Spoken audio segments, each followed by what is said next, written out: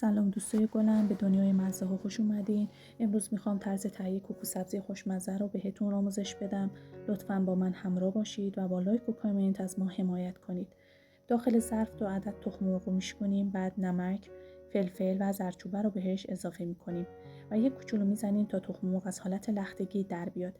یک عدد پیاز متوسط رو با رنده ریز رنده و آبشوی ذره میگیریم. 2 حب سیر کوچیک هم رنده میکنیم، به مواد اضافه میکنیم. بعد 2 قاشق سرخ‌پوری گردو و 1 قاشق غذاخوری زرشک رو بهش اضافه میکنیم و خوب مخلوط میکنیم. بعد 250 گرم سبزی کوکو رو بهش اضافه میکنیم.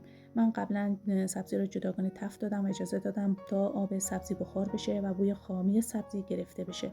مواد رو خوب با همدیگه مخلوط میکنیم و اگه مواد سبزیمون حالت آبکی بود 1 قاشق غذاخوری هم آرد بهش اضافه میکنیم. زیاد از حد اضافه نکنین تا مواد کوکو زیاد سفت نشه. بعد میریم واسه سرخ کردن.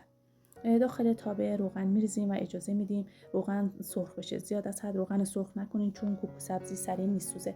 بعد کوکو رو به هر شکلی که دوست داشتین داخل تابه بریزید و اجازه بدید سرخ بشه. لطفاً کانال ما را سابسکرایب کنید و زنگوله رو بزنید تا از ویدیوهای بعدی ما مطلع بشید. یه طرف کوکوها که سرخ شد، طرف دیگه‌ش هم به همون شکل اجازه میدیم تا سرخ بشه. بعد از اینکه کوکوها سرخ شدن، داخل ظرف سرمون یه دستمال کاغذی میذاریم و کوکوها رو روش میچینیم تا روغن اضافیش گرفته بشه. اینم از کوکو سبزی خوشمزه ما. امیدوارم خوشتون اومده باشه. خدا نگهدار.